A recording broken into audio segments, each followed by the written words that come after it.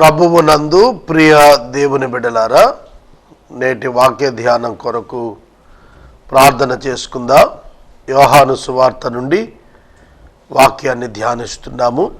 Episode సహకారులు కావాలి, ప్రభువు అనుగ్రహించేటట్లుగా మీ ప్రార్థనల్లో జ్ఞాపకం చేసుకోండి. ప్రార్థన. మమ్మలను మిక్కిలిగా ప్రేమిస్తున్న మా తండ్రి, వందనాలు, స్తోత్రాలు. నేటి వాక్య ధ్యానము ద్వారా మాతో మాట్లాడండి. మా రక్షకుడా, మమ్మను మీ చేతికి సమర్పిస్తున్నాము.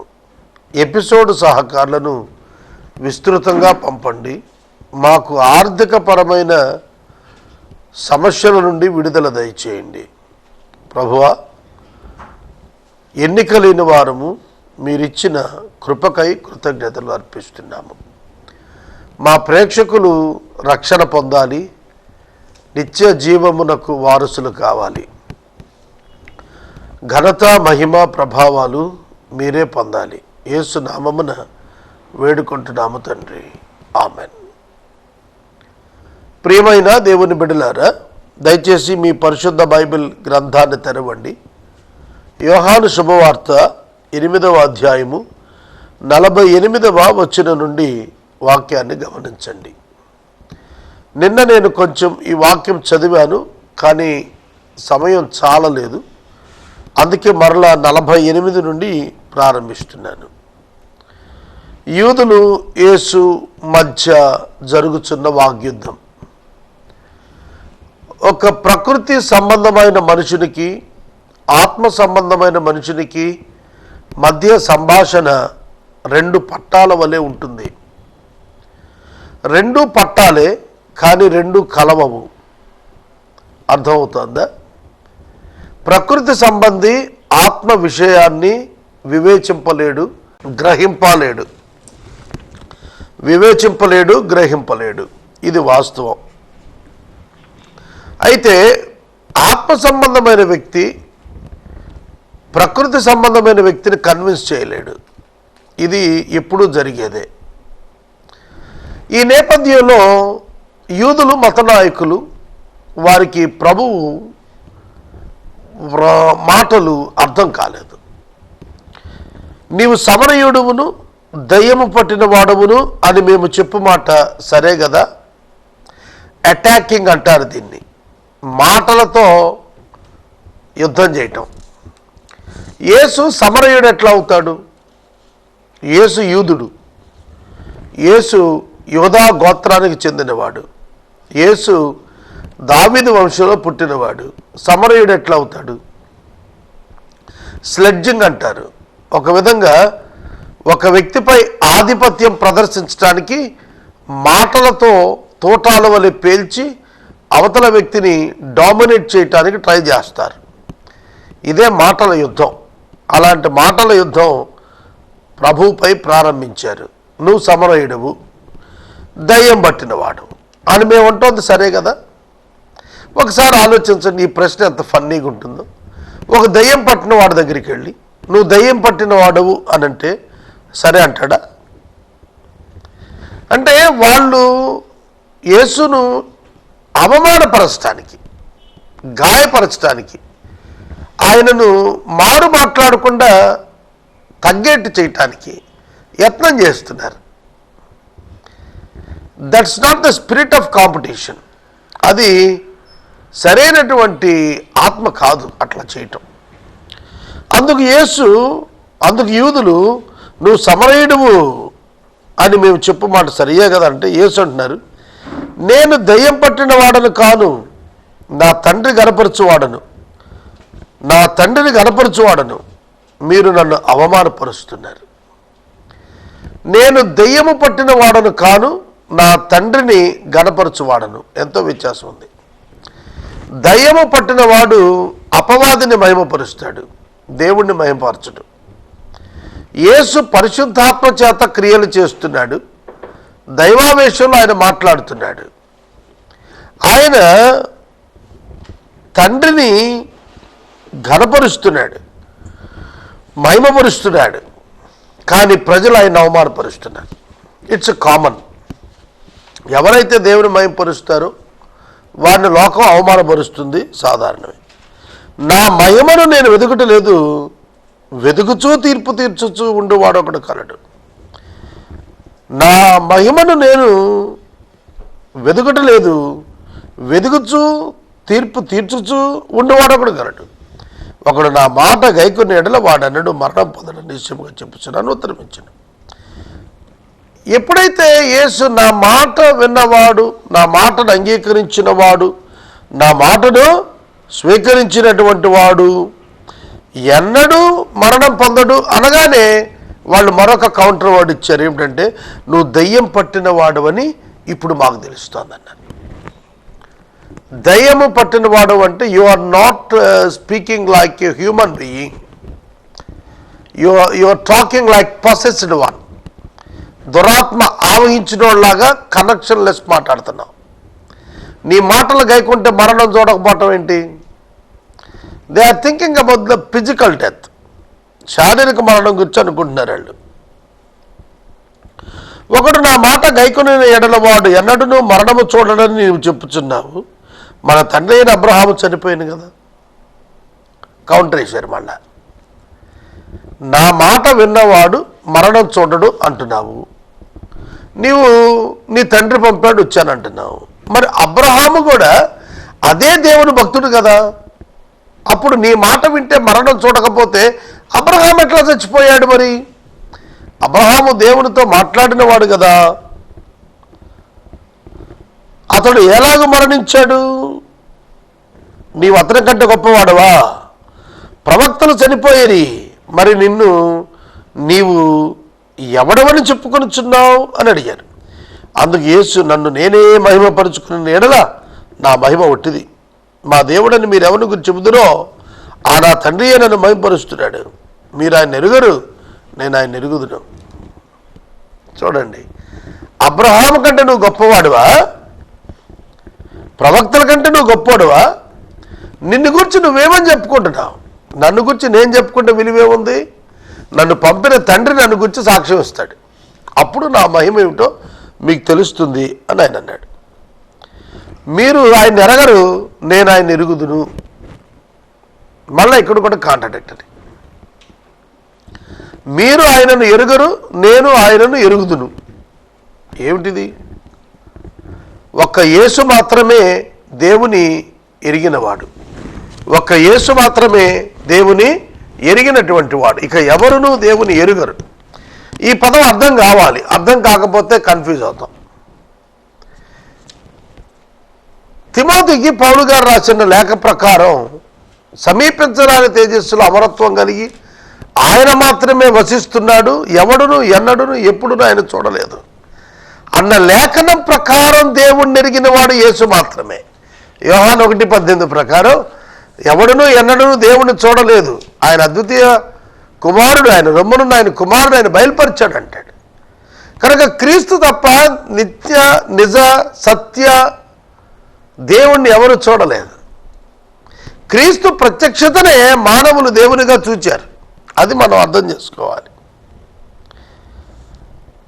మా దేవుడిని మీరు ఎవరిని గురించి చెబుతున్నారో ఆ నా తండ్రి నన్ను గురించి మహింపరుస్తున్నాడు, నేను ఆయన ఎరుగుదును. ఆయనను ఎరుగనని నేను చెప్పిన ఎడల మీ వల్ల నేను అబద్ధికుండా అయిందును, కానీ నేను ఆయన ఎరుగుదును, ఆయన మాట గైకుంటున్నాను.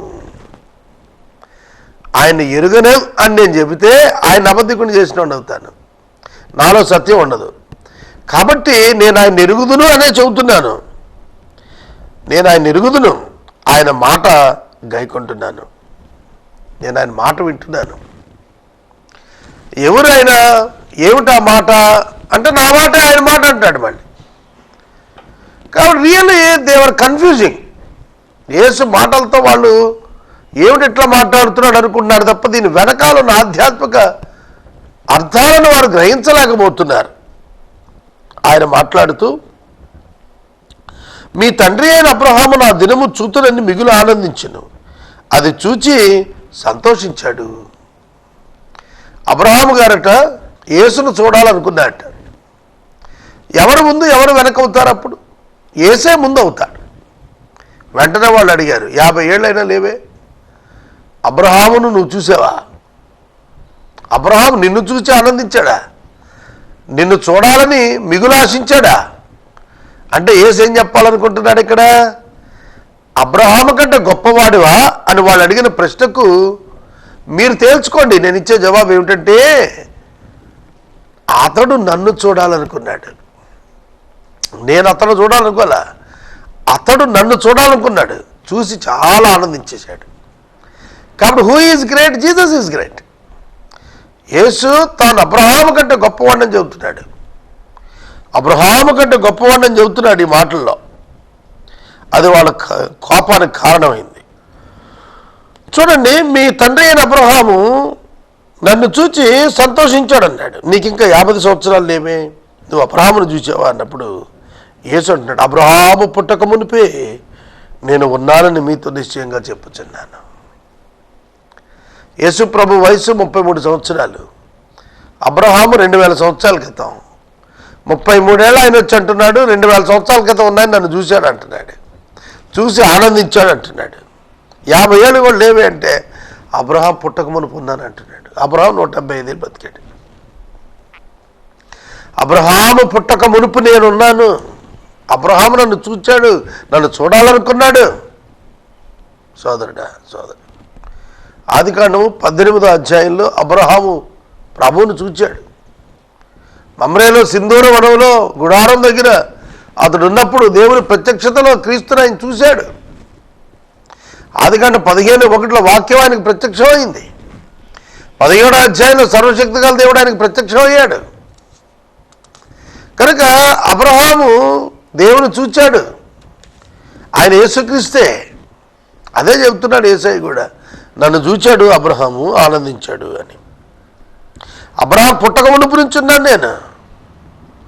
నీకు 55 ఏళ్ళు కూడా లేవే, అబ్రహాం కంటే ముందంటావేంటి? అవును, అబ్రహాం కంటే ముందు. అబ్రహాం పుట్టక మునిపే నేను ఉన్నానని, నేను ఉన్నాను అని నిశ్చయంగా చెబుతున్నాను అనగానే రాళ్ళు ఎత్తారు. ఐయామ్ హూ ఐయామ్, నేను ఉన్నాను, నేను అనువాడను, ఉన్నవాడను అనే పదం రాళ్ళు పెట్టి కొట్టడానికి కారణమవుతోంది. అక్కడున్న వాళ్ళందరూ కూడా రాళ్ళు తీసుకున్నారు ఆయన కొట్టేయటానికి. దైవ ద్రోహం నేరం కింద, దైవ దూషణ నేరం కింద ఆయన మీద రాళ్ళు ఎత్తేశారు. యూదులు రాళ్లతో కొట్టి చంపేస్తారు. వ్యభిచారంలో పట్టబడిన స్త్రీని యేసు దగ్గరికి తీసుకొచ్చినప్పుడు యోహాను 8లో వాళ్ళు రాళ్ళు తీసుకుని మరీ వచ్చి ఆ సిన్నర్ని తీసుకొచ్చారు. రాళ్ళు పెట్టి కొట్టారు. స్టెఫెను, పరలోకం తెరవబడింది, మనిషి కుమారుడు దేవుని కుడి పార్శ్వాన్ని నిలబడున్నాడు అని అనగానే రాళ్ళేసి కొట్టారు. పళ్ళు పటపట పటపట కొరికిరి అని రాసింది. కోపంతో మండిపడ్డారని రాసింది. ఎందుకు వాళ్ళకంత ఆగ్రహం? ఎందుకు యూదులకు అంత ఆగ్రహం అంటే, they don't want to give the place of God to anybody. దేవుని స్థానాన్ని ఎవరికి ఇవ్వడానికి వాళ్ళు సాహసం చేయరు.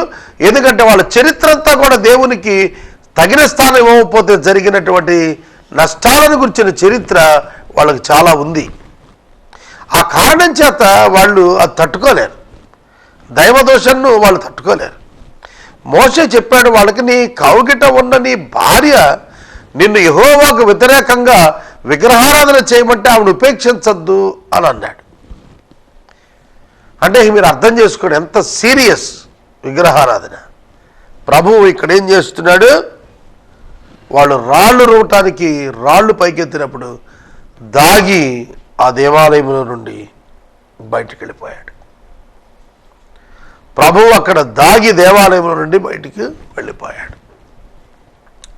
సహోదరుడా, సహోదరి, యేసునందలి మానవత్వము, యేసునందలి దైవత్వము యొక్క స్పష్టమైన మధ్య గీటు అది అర్థం కాకపోతే మీకు ఇంకా కన్ఫ్యూజన్గానే ఉంటుంది, చాలా కన్ఫ్యూజన్ ఉంటుంది వాక్యం.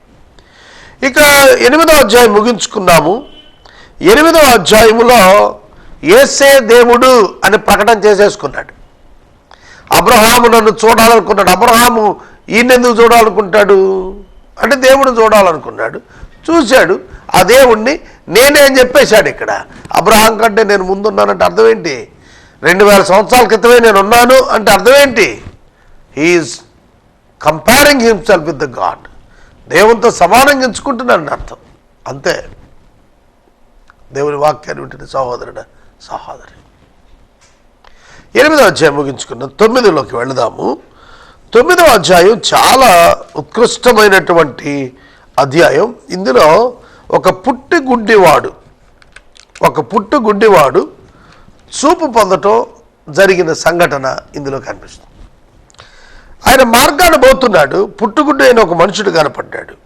శిష్యులు, బోధకుడా, వీడు గుడ్డివాడికి పుట్టడానికి ఎవడు పాపం చేశాడు, వీడిని కన్నవారా అని ఆయన అడుగ్గా, యేసు, వీడైనను వీడిని కన్నవారైనను పాపం చేయలేదు, కానీ దేవుని క్రియలు వీని ఎందుకు ప్రత్యక్షపరచబడుటకే వీడి గుడ్డివాడిగా పుట్టెను. యేసు ఏం చెబుతున్నాడు ఇక్కడ? దేవుని క్రియలు ప్రత్యక్షపరచబడుటకు వీడు గుడ్డివాడిగా పుట్టెను అన్నప్పుడు ఈ గుడ్డివాడి వయస్సు యేసు జననంతో, యేసు మిరకిల్స్తో లింకప్ ఉంది. యేసు జననము, యేసు ఎదుగుదల, యేసు పబ్లిక్ మినిస్ట్రీ, ఈ వ్యక్తి యొక్క చూపు, it's already in the plan of God. ఇదంతా దేవుని యొక్క ప్రణాళికలో ముందస్తుగా ఉందనేది మనకు అర్థమైపోతుంది. ఇతడు గుడ్డివాడుగా పుట్టుటకు కారణము దేవుని కుమారుడైన క్రీస్తు మహిమపరచబడటం. ఎవరు పాపం చేయాల, వీడు కానీ వీడు కన్నవారు కానీ చేసిన పాపాన్ని బట్టి అంధత్వం రాలా. సోదరుడా సోదరి, మనం ఇప్పుడు పాపం కారణంగా జబ్బులు వస్తున్నాయి అంటూ ఉంటాం. అది సరైన కానిగా దేవుని యొక్క వాక్యాన్ని మనం చూస్తున్నప్పుడు వీడు పాపం చేయలేదు, వీడు కన్నవారు కూడా పాపం చేయలేదు, దేవుని యొక్క కుమారుడిని క్రీస్తు యొక్క క్రియలు వీని యందు ప్రత్యక్షపరచబట్టానికే వీడు గుడ్డివాడిగా పుట్టాడు. ఇతడు గుడ్డివాడిగా ఉండడు, ఎందుకంటే రక్షకుడైన యేసు ఇతని ఎదుట నిలబడ్డాడు. పగలున్నంత వరకు నన్ను పంపిన వాని క్రియలు మనము చేయించుండవలను, రాత్రి వస్తోంది, అప్పుడు ఎవడూ పని చేయలేడు. ఇది నేర్చుకోవాలి మనం. అక్షరార్థంగా తీసుకున్నా తప్పు లేదు. పగలే పని చేయగలుగుతాం, హార్డ్ వర్క్ చేయాలి. రాత్రి పని చేయలేం, పనికి ప్రయత్నించద్దు. ఇక్కడ చెప్పింది అక్షరార్థంగా కాదు ప్రభు. అక్షరార్థంగా తీసుకున్నా కూడా ఇందులో బెనిఫిటే కనిపించే మాట ఇది. ఆధ్యాత్మిక అర్థం ఏంటంటే పగల ఉండగా పని చేయాలి, రాత్రి వస్తూ ఉంది, అప్పుడు ఎవడు పని చేయలేడు. అంటే ప్రభువు యొక్క అనుకూల కాలం ఉండగానే మనము దాని ఫలితాన్ని పొందినట్లుగా లోబడటం నేర్చుకొని మన పట్ల ఆయన ప్రణాళికను నెరవేర్చుకోవాలి. చీకటి వస్తోంది, రాత్రి వస్తోంది, అప్పుడు ఎవడు పనిచేయలేడు. అంధకార గడియ రాబోతోంది భూమి మీద, అది వచ్చేస్తే ఎవడు పని చేయలేడు. అందుకనే అది రాకముందే మారు మనసు పొందమంటున్నాడు.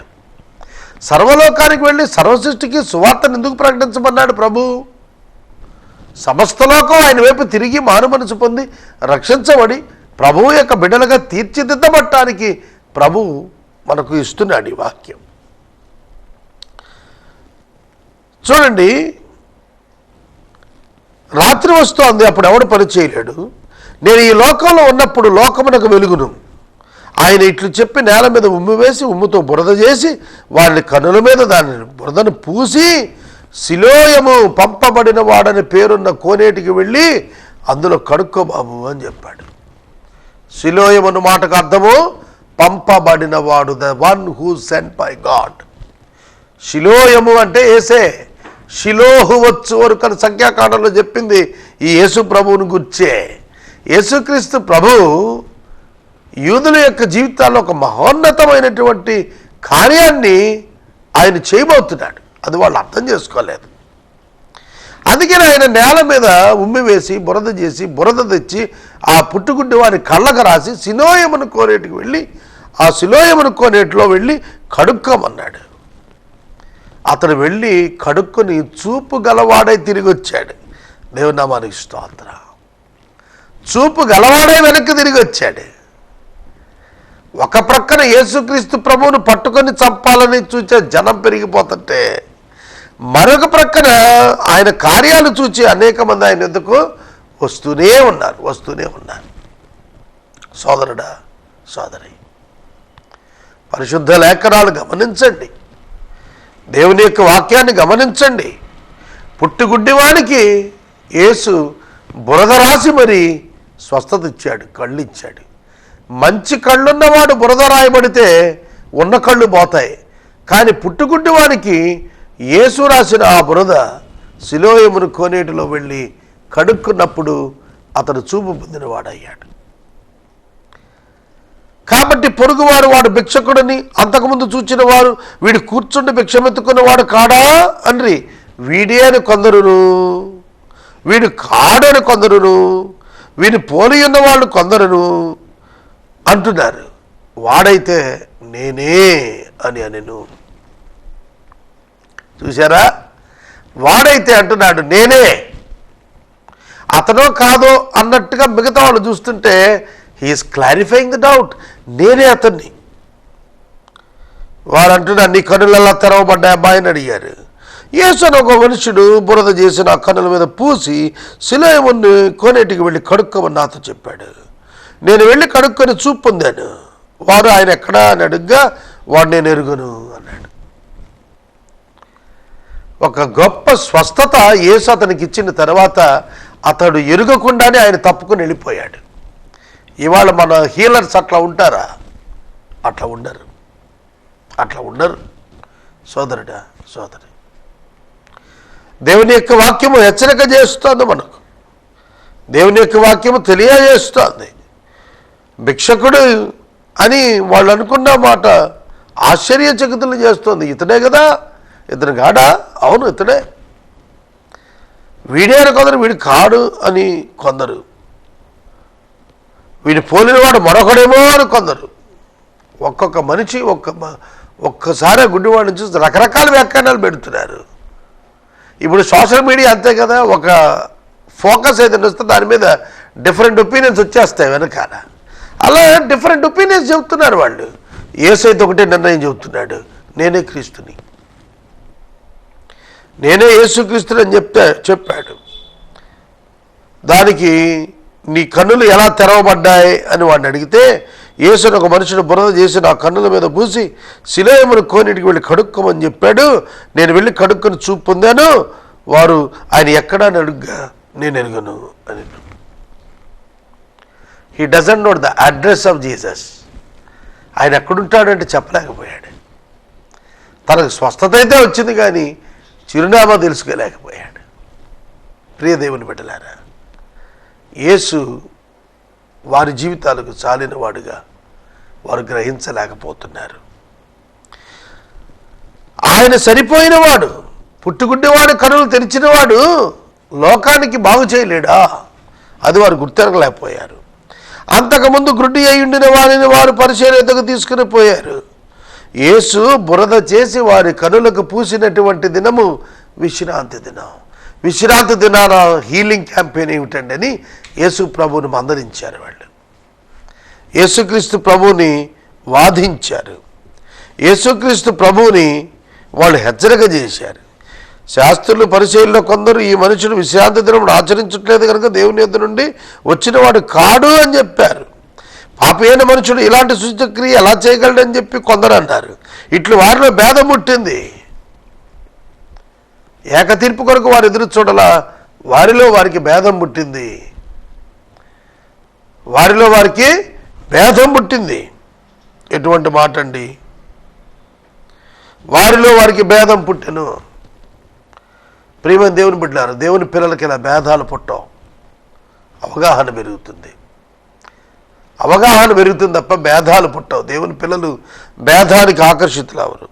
కాబట్టి వారు మరలా గుడ్డి వారితో అతడు నీ కనులు తెరిచినందుకు నీవు అతని గురించి ఏమనుకుంటున్నావు అని అడిగితే ఆయన ప్రవక్త అన్నాడు. వాడు హ్యూమన్ అండర్స్టాండింగ్ ఇన్ ఇజ్రాయెల్ ఏమని చెబుతోందంటే యేసు ప్రవక్త వరకే అర్థమయ్యాడు వాళ్ళకి. సమరయ స్త్రీ కూడా యేసుని గురించి అంది, అయ్యా నువ్వు ప్రవక్తవని నేను గ్రహిస్తున్నాను అంది. యేసును ప్రవక్తగానే చూస్తున్నారు కానీ మెస్సియగా చూడలేకపోతున్నారు. అదే కదా ఈ యొక్క లూకా సువార్త, ఈ యోహాను సువార్త అంతా కూడా ఆర్గ్యుమెంట్ అదే. వీడు మా కుమారుడిని, వీడు గుడ్డివాడుగా పుట్టాడని మాకు తెలుసు, కానీ వీడు ఎలా చూస్తున్నాడో మేము ఎరగం, ఎవడు వీరి కళ్ళు తెరిచినది మేము ఎరగం, వీడు వయసు వచ్చిన వాడు, వాడిని అడగంది, ఆ సంగతి వాడే చెప్పుకోగలడని చెప్పారు. తల్లిదండ్రులు యూదులకు భయపడి అలా చెప్పారు. అందుకనే ఆయన క్రీస్తుని ఎవరైనా ఒప్పుకునేలా వాడి సమాజం నుండి వెలివేస్తామని యూదులు అంతకుముందు నిర్ణయం చేసుకున్నారు. కాబట్టి వాడి తల్లిదండ్రులు వాడి వయసు వచ్చినప్పుడు వాడిని అడుగడనిది, వాడు వయసు వచ్చిన వాడిని అడగండి అని తల్లిదండ్రులు సిఫారసు చేశారు. సహోదరుడు సహోదరి, మా అబ్బాయి కళ్ళు వచ్చాయని సంతోషపడి వాళ్ళు జవాబు చెప్పటంలా, వాడు పెద్దవాడు అయిపోయాడు కదా, వాడినే కనుక్కోండి. He became major, is not minor, అతను మేజర్, కాబట్టి మీరే కనుక్కోండి ఆయన్ని. ఆయన పెద్దవాడు కదా, ఆయన్ని మీరే వెళ్ళి కనుక్కోండి. ప్రియమైన దేవుని బట్టినారా, ఆ గుడ్డివాడి దగ్గరికి వెళ్ళమంటున్నారు ఆ తల్లిదండ్రులు. వెళ్ళి మీరు వెళ్ళి వాడిని కనుక్కోండి అయ్యా, మాకేం తెలుసు, ఎట్టొచ్చినాయో ఆయన చెప్తాడు కదా, ఆయన దగ్గరికి పోండి అన్నారు. కాబట్టి వారు గుడ్డివాడైన మనుషులు రెండవ మారు పిలిపించింది నేను రేపటి వాక్య ధ్యానంలో మాట్లాడతాను. ఇది ఇంటర్ కనెక్టెడ్ వర్డ్ కనుక రేపు మాట్లాడదాము. ఎపిసోడ్ సహకారులు కావాలండి, దయచేసి ముందుకు రావాలని మీకు నేను మనవి చేస్తున్నాను. అలాగే కొన్ని మార్పులు నెక్స్ట్ మంత్కు ప్రేమ సాక్షి ఈవినింగ్ స్లాట్ డే టైంకు మార్చడానికి యత్నం చేస్తున్నాము. మిగిలినవి ఇంకా కొన్ని ఛానల్స్కు ట్రై చేస్తున్నాం. ఇప్పుడు 6 ప్రసంగాలు వెళుతున్నాయి, ఇంకా 2-3 ప్రసంగాలు పెంచే ఉద్దేశంలో ఉన్నాం. రికార్డింగ్స్ కొరకు మీరు ప్రార్థించాలని, ట్రాన్స్మిషన్ ఎక్స్పెండిచర్ కొరకు ప్రార్థించాలని ప్రభు పేట నేను మనవి చేస్తున్నాను. ప్రార్థన. మమ్మల్ని మిక్కిలిగా ప్రేమిస్తున్న మా తండ్రి, వందనాలు, స్తోత్రాలు. నేటి వాక్య ధ్యానము ద్వారా మీరు మాతో మాట్లాడము. మా రక్షకామమును మీ చేతికి అప్పగించున్నాము, మేలు చేయమని ప్రార్థిస్తున్నాము. నైనా ఈ రాత్రి ప్రత్యేకంగా నీ బిడ్డలు దర్శించమని మీ చేతులకు ఈ బిడ్డలు అప్పగించుకుంటూ రక్షణ భాగ్యం ఇవ్వమని యేసునామమున నడుచున్నాము తండ్రి, ఆమేన్.